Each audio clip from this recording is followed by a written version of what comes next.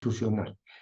Hoy el tema que queremos presentar es el tema de lo que conocemos como los trastornos del neurodesarrollo o también conocido como condiciones del neurodesarrollo o enfermedades del neurodesarrollo, donde están, por ejemplo, el déficit de atención con hiperactividad, los trastornos del espectro autista, la discapacidad intelectual y algunos trastornos del aprendizaje y los trastornos motores como una condición clínica poco conocida que se llama JIT de la Tourette.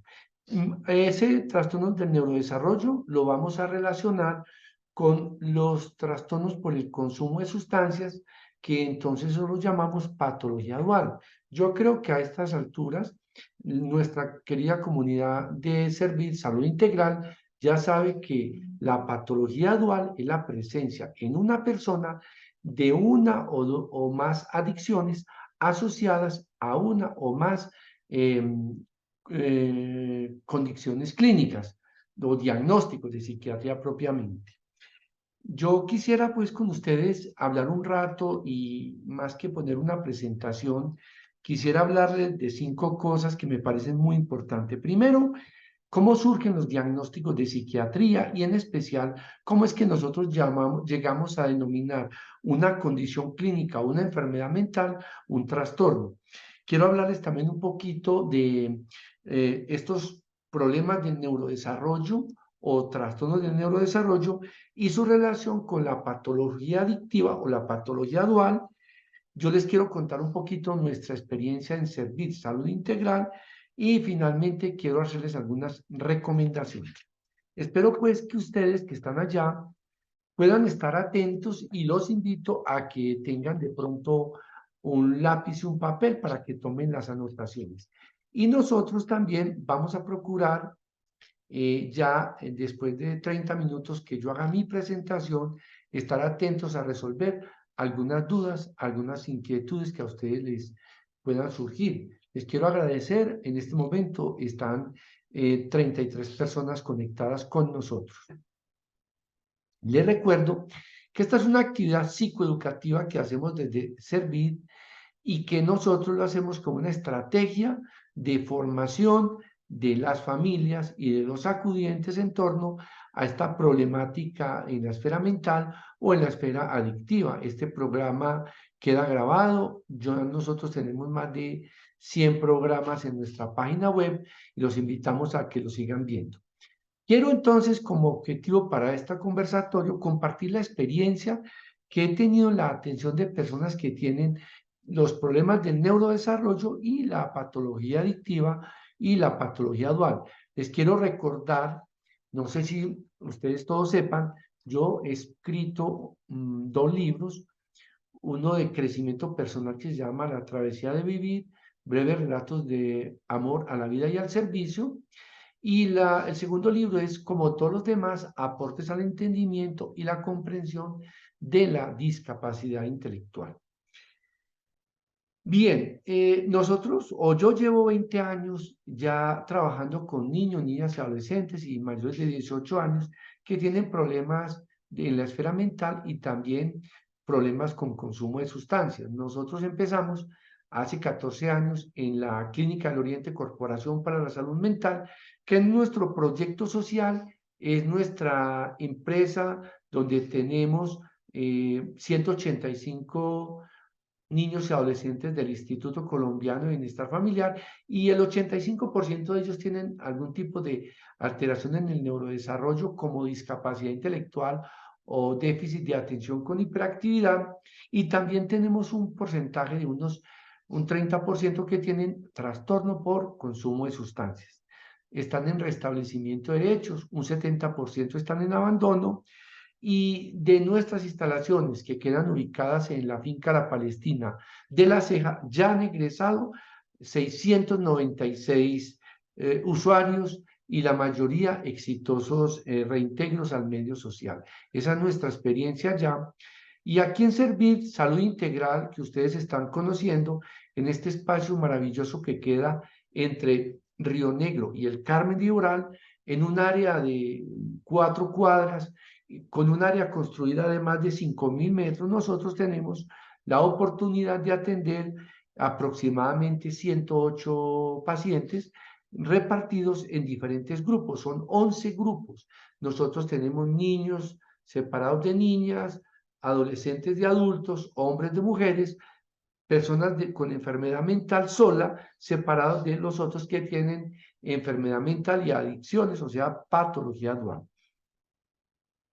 Bien, ¿cómo surge esto de que los psiquiatras y los médicos y la clasificación internacional denominan los diagnósticos de psiquiatría trastornos? Les quiero confesar que para mí ese término no ha sido de todo mi gusto.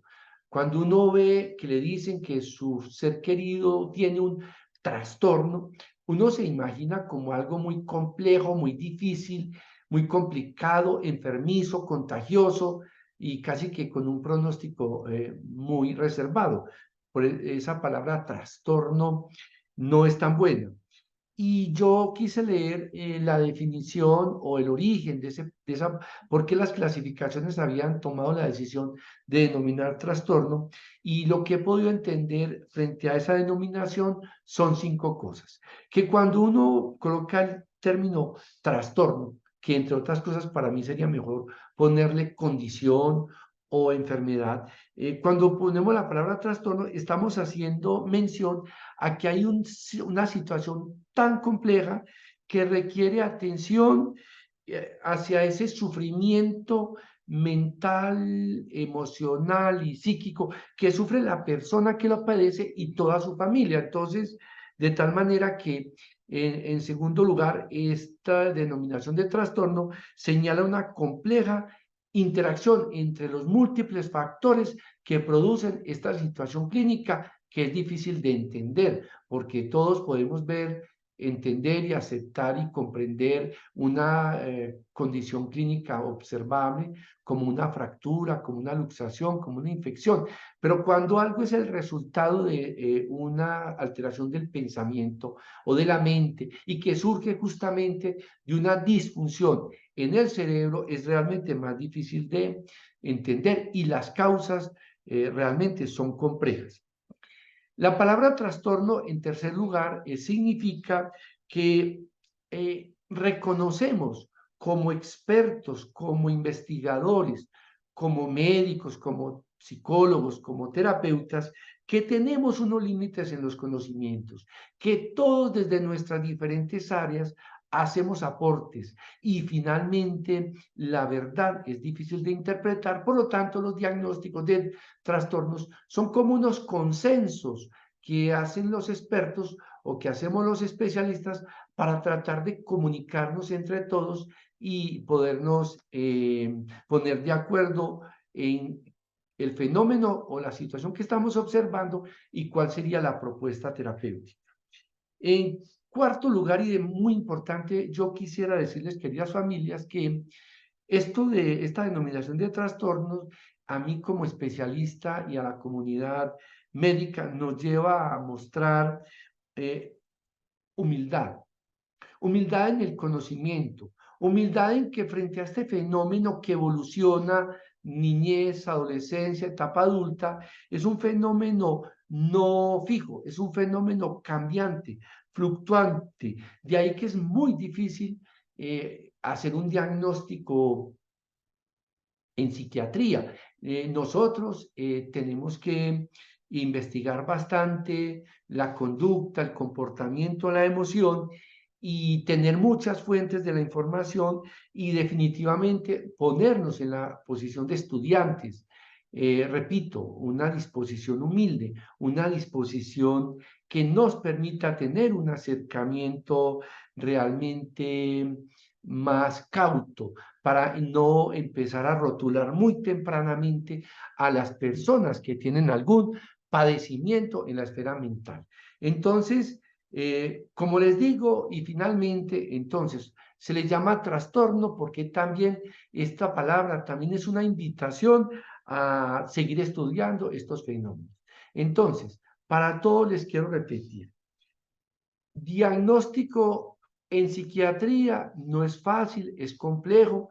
Los diagnósticos son principalmente clínicos, los diagnósticos evolucionan, hay diagnósticos que sí son muy estáticos, muy estables, pero definitivamente no es fácil llegar a ellos. Los diagnósticos que llamamos trastornos invitan o nos llevan a poner atención a un sufrimiento que tiene la persona o la familia. El diagnóstico es una palabra para señalar una compleja interacción entre los factores que producen, que causan la enfermedad, que no es uno solo, que son múltiples factores. También la palabra trastorno nos pone límite a nuestros conocimientos y nos invita a estar siempre muy atentos al fenómeno que se va presentando y que es una oportunidad para ser humildes, para ser muy comunicativos, para escuchar a todas las fuentes de la información, no solo el paciente, sino las personas que lo conocen. Y finalmente, y como les digo, es un incentivo para estudiar y entonces ahí la comunicación entre los equipos interdisciplinarios que abordamos estos problemas. Los que trabajamos el área de la salud mental, médicos, psicólogos, neurólogos, neuropsicólogos, en fin, una cantidad de profesionales de esta área, es inevitable que tengamos que llegar a establecer diagnósticos. Esos diagnósticos se llaman trastornos. Y para ser claros, en psiquiatría nosotros reconocemos un grupo de 22 trastornos. Yo los invito a que piensen que es como un grupo de 22 árboles. 22 árboles son los diagnósticos que nosotros. Y para mostrarles, por ejemplo, un árbol sería el árbol de los trastornos o las alteraciones del neurodesarrollo, donde está, como les dije ahorita, el déficit de atención con hiperactividad, los trastornos del aprendizaje, la discapacidad intelectual, el GIS de la Tourette, en fin, ese es un árbol, es el primer árbol, pero hay el árbol de la esquizofrenia y la psicosis, el árbol de los trastornos bipolares, de los trastornos depresivos, los trastornos de la ansiedad, los trastornos obsesivo-compulsivos, el árbol de los traumas y del estrés, de los trastornos disociativos, de los trastornos de la conducta alimentaria, de los trastornos de la expresión, de los trastornos del sueño, disfunciones sexuales, disforia de género, trastornos de los impulsos, trastorno por uso de sustancias. Ese es otro árbol. Entonces nosotros aquí en Servir atendemos mucho el árbol de los trastornos del neurodesarrollo, el árbol de los trastornos por uso de sustancias, y en las atenciones de enfermedad mental, pues tenemos todos esos otros árboles. Hay trastornos neurocognitivos, hay trastornos de la personalidad y hay trastornos inducidos por medicamentos. En fin, son 22 trastornos que nosotros tenemos que entrar a analizar para entender y para comprender con toda persona en condición de paciente. Yo siempre digo persona en condición de pacientes, porque por más que tenga un diagnóstico, para nosotros es una persona, es un ser humano que merece todo nuestro respeto, toda nuestra comprensión, toda nuestra compasión, porque nosotros somos unos estudiantes, unos investigadores, unos acompañantes, unos expertos que nos debemos a ayudarles a ustedes a entender esta condición tan difícil de entender, que son enfermedades mentales de la mente, que tienen un sustrato en el cerebro. Cuando se produce un trastorno en el neurodesarrollo, por ejemplo, se altera toda la estructura cerebral, el lóbulo frontal, los lóbulos parietales, temporales, el lóbulo occipital, en fin. Entonces, todo esto deriva en las alteraciones que uno ve, en los estados del ánimo, en la motricidad, en la percepción y entonces en el equilibrio. Por lo tanto, estas enfermedades mentales involucran todo el cerebro. Y para ser de una vez muy claros con ustedes con el tema de los trastornos del neurodesarrollo, yo les quiero decir que prácticamente es como una atrofia, una disminución global del cerebro. Esos trastornos del neurodesarrollo representan para nosotros, los equipos que atendemos este grupo de personas, mayores dificultades porque son personas que tienen muchas conductas de riesgo, dificultades en la regulación de emociones que a veces se ven como irritabilidad, depresión, agresividad. Hay asuntos que tienen que ver con la violencia. La persona que tiene una alteración en el neurodesarrollo tiene mucha vulnerabilidad al maltrato, a la explotación, a problemas en las relaciones interpersonales, y cuando estas personas tienen esta condición y además consumen sustancias de abusos, hay un empeoramiento del nivel cognitivo, del nivel cerebral, y por lo tanto hay mayor deterioro. Y tratar a estas personas con medicamentos pues no es fácil, porque tratar solo a una persona que tiene depresión es difícil. Pero tratar a una persona que tiene depresión y además un trastorno en el neurodesarrollo, por ejemplo, una discapacidad intelectual, es más difícil. Por lo tanto, como expertos tenemos que mirar que puede haber un diagnóstico, pero pueden haber 2, 3 y 4 diagnósticos. ¿Por qué a nosotros nos gusta hablar de estos temas en Servir Salud Integral? Nos interesa mucho porque para nosotros es muy importante hacer una detección temprana. Si bien las instalaciones nuestras están permanentemente llenas, con los 108 pacientes del internamiento, con los 160 que están en el proceso de hospitalización día en el barrio Calasanz, con los más de 60 que están aquí en el Carmen de Ural, nosotros estamos convencidos que tenemos que salir a la comunidad a hacer una detección temprana de las alteraciones de los neurodesarrollos, de los problemas en el consumo de sustancias, y específicamente en la detección de las alteraciones en el neurodesarrollo, nosotros sí necesitamos tener unas herramientas básicas como para hacer una especie de tamizaje o como una especie de screening así grueso que nos permita a todos poder hacer un diagnóstico. Y definitivamente, como estrategia de prevención, es fundamental entender que es necesario participar en la psicoeducación de la persona y de la familia que tiene esta condición clínica. Y definitivamente hay que hacer un acompañamiento temprano y mucho tiempo de la persona que tiene no solo la enfermedad mental, sino la enfermedad mental cuando tiene adicción. Y entonces justamente el tema de hoy, esta condición de una alteración en el neurodesarrollo o trastornos del neurodesarrollo. Bueno, repito, son varios los trastornos del neurodesarrollo. Número uno, y uno de los que nosotros como institución estamos buscándolo permanentemente, es la discapacidad intelectual, lo que antes se llamaba retardo mental y que tiene una versión en leve, moderada, grave y profunda. Ese es el primer diagnóstico. El segundo diagnóstico de la alteración en el neurodesarrollo es el trastorno por déficit de atención con hiperactividad. Y de una vez sepan que cuando un niño o un adolescente tiene de base un trastorno en el neurodesarrollo llamado trastorno por déficit de atención con hiperactividad, el 50% de estas personas, por la impulsividad, por la hiperactividad, por la necesidad de emociones, por la necesidad de tomar riesgos o por la desatención, pueden usar sustancias de abuso, tener dependencias y tener un abuso y generarse malestar y deterioro, y se constituye una real patología adictiva. El tercer trastorno en el neurodesarrollo que conocemos son los trastornos del espectro autista, y de ese no vamos a hablar.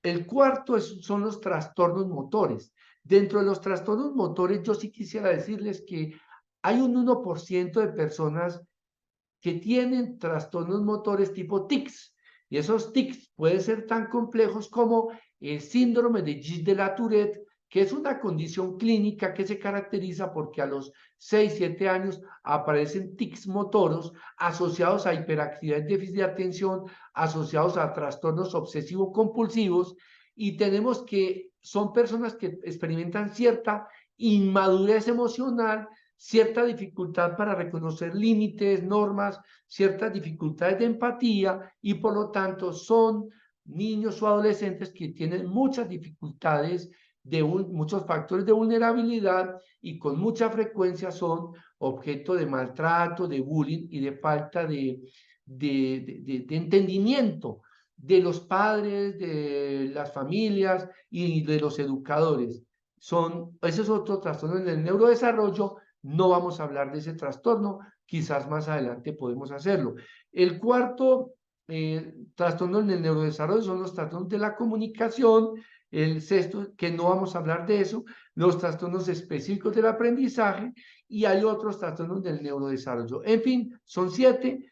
A nosotros nos interesa mucho en adicciones, o sea, en la patología dual, la discapacidad intelectual y trastorno por déficit de atención con hiperactividad. Muy bien. Espero que esto está siendo claro. Si quieren, vayan por favor haciendo preguntas. Camila, muy juiciosa, por favor, las vamos tomando. Yo espero demorarme solo 10 minutos más para dar espacio a las preguntas que generalmente son muy clarificadoras. ¿Qué es discapacidad intelectual? Lo que antes se llamaba retardo mental. Esa condición clínica es una limitación en el funcionamiento intelectual.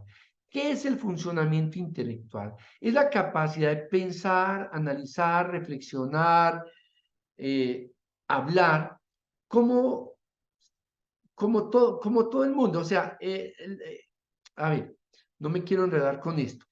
La discapacidad es una limitación en el funcionamiento de las áreas del cerebro que tienen que ver con el razonamiento, la resolución de problemas, la planificación, el pensamiento abstracto, el juicio, el aprendizaje y todo lo que tiene que ver el funcionamiento académico. El funcionamiento académico definitivamente es un gran marcador de la discapacidad intelectual. Ahorita les voy a hablar un poquito de eso. La discapacidad intelectual se confirma mediante la evaluación clínica y se hacen pruebas de neuropsicología. También, además de la limitación en el funcionamiento intelectual, o sea, en el coeficiente intelectual o IQ, esas personas tienen deficiencias comportamentales en las habilidades adaptativas que les limita para tener autonomía y responsabilidad social. Esas deficiencias en el comportamiento adaptativo son en las habilidades prácticas, que son las habilidades para la vida diaria, en todo lo que tiene que ver con las habilidades instrumentales, como lo de las comidas, limpiar la casa, en las habilidades sociales, porque son personas con dificultades en las relaciones interpersonales, son personas con problemas con su responsabilidad, con su autoestima, con el cumplimiento de normas, de reglas, son ingenuos o son muy sugestionables, y finalmente, en esas deficiencias del comportamiento adaptativo en habilidades, tenemos fallas en las deficiencias en el comportamiento conceptual, fallas en el lenguaje, en la comunicación, problemas para comprender, problemas para hablar, problemas para leer, para escribir y problemas para la autodirección.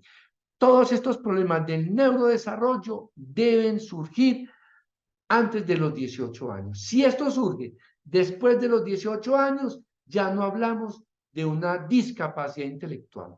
Espero que esto sea claro. Pero si no es suficientemente claro, voy a repetir. Discapacidad intelectual es una alteración en el desarrollo, en el neurodesarrollo, en donde la persona actúa, se comporta y se relaciona como si tuviera una edad mental inferior a la edad cronológica. Entonces, va a tener limitación en el funcionamiento intelectual o sea que tiene un funcionamiento intelectual en el pensamiento, en el razonamiento, por debajo de lo esperado para su edad, tiene limitación en el comportamiento adaptativo, en las habilidades prácticas, en las habilidades sociales, en la comunicación, y todo esto aparece antes de los 18 años. Espero ser con esto mucho más claro. La discapacidad intelectual no es una enfermedad, es una condición, es una categoría diagnóstica, pero para nosotros sí es un problema de salud pública. ¿Por qué? Porque el 6% de la población en Colombia puede tener algún grado de discapacidad intelectual. Es altamente prevalente, o sea, se presenta mucho, se complica mucho porque tempranamente estas personas padecen alguna otra condición clínica, porque sufre la persona, sufre el individuo, sufre la familia, sufre la soledad, la sociedad, y son personas que definitivamente tienen muchas más complicaciones médicas. Tener una condición de una alteración del neurodesarrollo, tener una condición de un coeficiente intelectual bajito, tener una condición de estas no significa que yo genere una discapacidad. Si yo tengo una limitación en el aprendizaje, una falla en las habilidades adaptativas, y soy medido en mi inteligencia y se evidencia que tiene un coeficiente intelectual bajito y unas fallas en las habilidades adaptativas, yo tengo una condición y se configura la discapacidad cuando el ambiente no tiene las herramientas que favorezcan, que faciliten los apoyos para que esta persona viva en comunidad de manera normal, como todos. Por lo tanto, uno puede tener fallas en esta inteligencia, fallas en el aprendizaje, pero el ambiente es el que tiene que tener los suficientes apoyos. Entonces pasamos de que en otras épocas la discapacidad era solamente tener la enfermedad o la condición, o sea, el retardo mental, pero ahorita ya sabemos que la verdadera discapacidad es cuando el ambiente, o sea, cuando los educadores, cuando la familia, cuando la sociedad no entiende, no comprende, no acepta, no respeta la diferencia.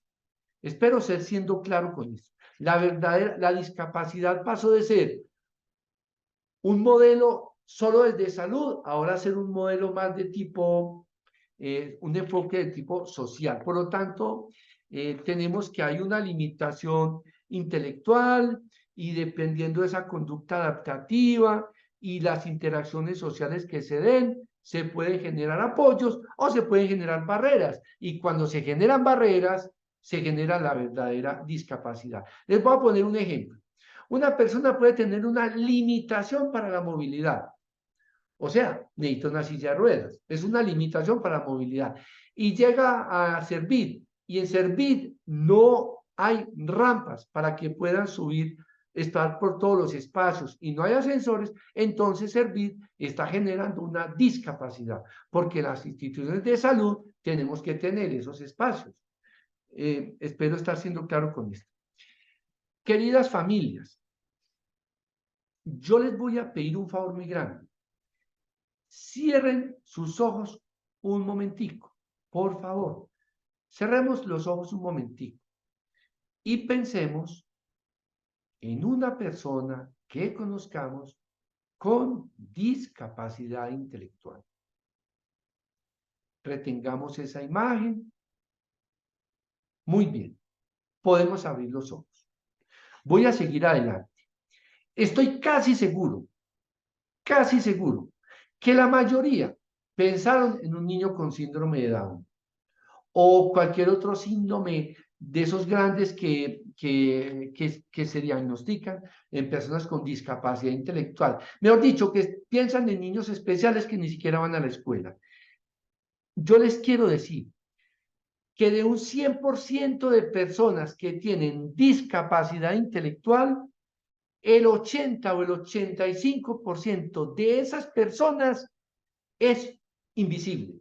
O sea, son personas que no se les observa nada en la cara, que son absolutamente normales. Pero ¿cómo sabe uno que tiene discapacidad intelectual leve? Pues porque llega máximo a estudiar hasta el segundo o tercer bachillerato, no avanza, porque tiene, por ejemplo, 18 años y actúa como 11 o 12 años, muy infantil, o es un adulto y actúa como de 11 o 12 años, como un adolescente, o porque tiene problemas de autocuidado, necesita supervisión, porque cuando uno lo escucha hablar lo empieza a ver como lento, y que a veces se sonríe como con una sonrisa un poco insulsa. Pero entonces, en general, la persona con discapacidad intelectual, además de ser terco, de ser perseverante, de tener baja autoestima, es una persona que es difícil de identificar, de detectar. Esa es la discapacidad intelectual leve, en la que seguramente muchos de ustedes pudieron pensar en los que tienen discapacidad o nivel moderado, son los que tienen síndrome de Down. Y esos son poquitos, son el 10 al 12% de la población. Entonces es un porcentaje muy pequeño. Y estas personas, cuando uno le pregunta al papá, a la mamá, a los cuidadores, actúa, se comporta y se relaciona como si tuviera una edad mental de que dicen con mucha frecuencia como si tuviera entre 5 y 8 años. Por lo tanto, una persona, por ejemplo, de 18 años, que el papá, la mamá o el familiar la ve como si actuara como de 8 años, es muy compatible que tenga una discapacidad intelectual moderado. ¿Y eso cómo lo evalúa uno? Porque ya vemos que académicamente solo llegó hasta segundo o tercero de primaria, porque es más lento para hablar, porque es más torque, porque es más inestable emocionalmente, porque es más perseverante, porque se le nota más, tiene más problemas de adaptación. Ese sí conversando con la persona, sí se ve más fácil.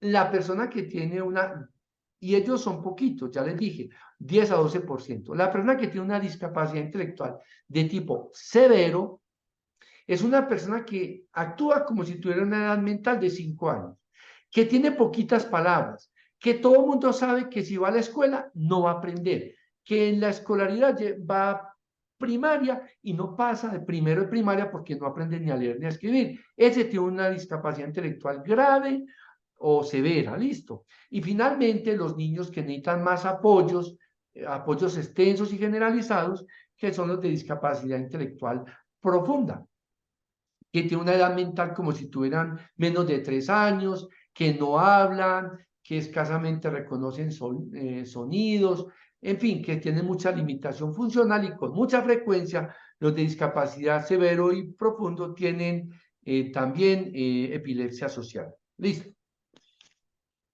Llevamos 33 minutos. Me voy a demorar 7 minuticos más para terminar los siguientes conceptos y les quiero decir que entonces una inteligencia normal es un coeficiente intelectual medido entre 80 y 110.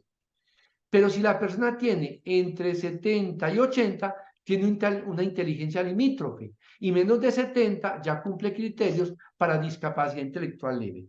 Un psicólogo español que se llama Miguel Ángel Verdugo muy sabiamente denomina a las personas que no tienen criterios ni de discapacidad intelectual leve o de inteligencia normal como la generación perdida, porque pues no les va bien en el bachillerato, pero no cumplen todos los criterios para tener lo que llamamos discapacidad intelectual leve. Por lo tanto, son personas también que asumen los riesgos de la persona que tiene una discapacidad intelectual.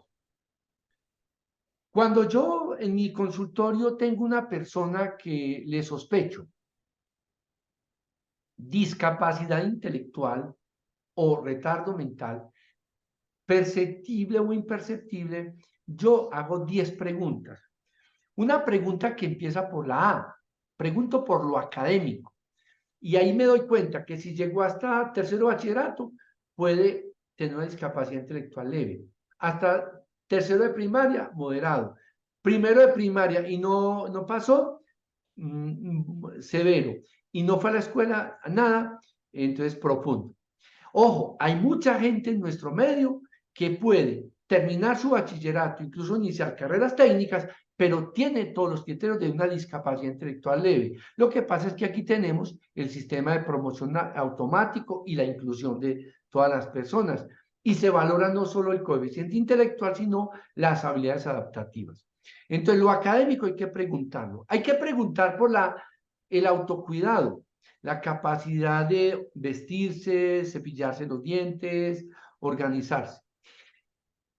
La tercera pregunta que yo hago es el autocontrol, porque vemos con mucha frecuencia que las personas con discapacidad intelectual tienen fallas en el autocontrol. Reviso muy bien la comunicación, cómo habla y cómo escucha, si comprende, si entiende, si tiene un lenguaje productivo o es un lenguaje muy concreto. Reviso las habilidades sociales, si es una persona muy sociable, poco sociable, si es ingenuo, si es vulnerable, y casi siempre los amigos dicen, mire, tiene 18 años, pero es un niño grande, entonces esa parte social es muy importante. Yo pregunto por asuntos que tienen que ver con la salud, sobre todo en discapacidad grave y profundo, hay asociada la epilepsia. Pregunto cómo es el asunto de la vida en el hogar, si ayuda, si colabora, la capacidad, cómo está en su capacidad de trabajar, de ayudar, de servir en casa. Y yo también estoy preguntando mucho a quién servir. Y es una pregunta obligada, que cómo están usando el tiempo libre, el ocio. Porque hoy el ocio lo están utilizando pegados de los celulares, de los computadores.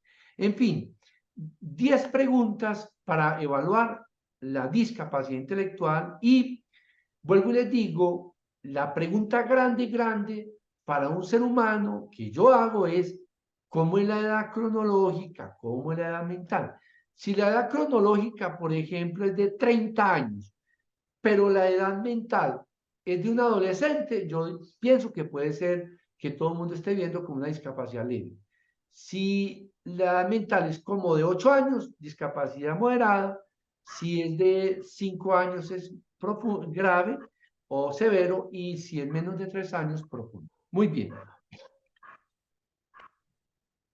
El tema para hoy era trastornos del neurodesarrollo y patología dual. Y solamente me quedan como 3 minutos y ese es un tema muy importante para contar la experiencia que hemos tenido aquí en Servir. Bueno, ¿yo qué les quiero decir rápidamente? Les quiero decir que nosotros, en los pacientes que tienen trastorno por uso de sustancias, hemos encontrado muchos que tienen criterios de una inteligencia bajita, o sea, inteligencia limítrofe, y todos los criterios para una discapacidad intelectual leve y moderada. De tal manera que de 179 pacientes a los que les hicimos, nosotros atendimos en 5 años 236 pacientes. Le hicimos pruebas de neuropsicología a 189 y encontramos que el 67, es decir, el 28% de ellos tienen criterios de inteligencia limítrofe y de discapacidad intelectual. Y estos pacientes, casi todos hombres, solteros y desempleados. Nosotros, ¿qué hemos aprendido aquí en Servir Salud Integral? Hemos aprendido que hay que detectar tempranamente estos problemas del neurodesarrollo. Después de ver esos, ahorita les dije 189, no nos perdonen, no son 189, son 179. Yo les quiero decir que encontramos un 27% que tenían inteligencia limítrofe, un 62% tenían discapacidad intelectual leve y un 15% discapacidad intelectual moderado. En otras palabras, para que sean datos más claros, de los 179 que nosotros internamos, 27 tenían inteligencia bajita, o sea, inteligencia limítrofe. 26 tenían discapacidad intelectual leve y 13 moderado. Por lo tanto, si un 28% de los pacientes que nos llegan tienen trastornos del neurodesarrollo, o sea, discapacidad intelectual leve, inteligencia limítrofe, discapacidad intelectual moderado, estamos obligados a hacer una muy buena evaluación desde el punto de vista clínico y desde el punto de vista neuropsicológico. Nosotros, después de que esos pacientes los tuvimos internados un tiempo largo, más de 6 meses, pudimos llamar por teléfono a las familias y hacerles 2 preguntas. La primera pregunta era que si estaba cumpliendo o no cumpliendo las actividades ocupacionales o laborales que nosotros habíamos sugerido en el proceso terapéutico. Y nos encontramos con una grata sorpresa positiva de que los que más cumplían en un 62% eran los que tenían discapacidad intelectual leve. Es un porcentaje bueno, más del 50%. Y pensamos que eso se debe a que nosotros fuimos muy responsables y tuvimos una familia muy comprensiva que entendió la limitación del aprendizaje, la discapacidad intelectual y pudo estar más pendiente de ellos. Otro dato muy importante que recuperamos con la segunda pregunta que hicimos fue la mejoría de las relaciones familiares. En esa mejoría de las relaciones familiares, nosotros vimos que mejoraron las relaciones familiares en los que en los 27 de inteligencia limítrofe, en el 59%, mejoraron. En los de discapacidad intelectual leve, en el 62%, y los de discapacidad intelectual moderado, en un 62%. Eso nosotros lo atribuimos a hacer un diagnóstico, contando con la familia, hacer una buena psicoeducación, y por eso llegamos a tener unos porcentajes de recaídas que son bajos. Bueno, ya para cerrar, para concluir, pues les quiero decir que esta condición clínica realmente es muy frecuente, que necesitamos prevenirla, que necesitamos seguir trabajando de manera integral interdisciplinaria en la institución y que definitivamente estos procesos para personas con inteligencia limítrofe y discapacidad intelectual leve o moderado deben ser superiores a 6 meses y que debemos siempre hacer psicoeducación. Muy bien, hasta ahí mi presentación. Camila, yo te agradecería mucho si pones la conferencia, sobre todo para que poner la imagen del libro que publicamos, ¿sí? Que es como la Sí, tercera imagen, la cuarta. Ahora sí, tenemos 18 minutos para preguntas. Y Camila, sigue por... Esa presentación la tenía yo lista para ustedes, pero sí preferí hablarlo directamente porque creo que es como más claro para todos. Ponla en toda la pantalla, por favor. Como todos los demás, aportes para la comprensión de la discapacidad intelectual. Un libro escrito con mucho cariño, es la experiencia que tenemos en estos 5 años, pensando en las familias, en los psicólogos, en los trabajadores sociales, en las personas del área de la salud, donde en un libro de 180 páginas hacemos un buen número de capítulos que permite a cualquier persona acercarse a entender este problema. Hasta donde yo tengo conocimiento, es el primer libro que se escribe en Colombia sobre discapacidad intelectual y sobre todo desde una práctica que hacemos cotidianamente, la experiencia de 20 años y espero que pueda ser útil a todos ustedes. Los que nos están viendo en YouTube, los invito también a que vean los otros programas que estaremos siempre atentos a ustedes. Y bueno, bienvenidos. Esta es una institución abierta para que se comuniquen con nosotros y muy dispuestos a colaborarles. Les deseo una feliz noche o un feliz día y estamos siempre en mucho contacto. Que estén muy bien. Hasta luego. Chao, Camila, y gracias. doctor, con el mayor de los Gracias, feliz gustos. noche. Chao, familia, Gracias. que estén muy Hasta bien. luego, muchas Gracias. gracias.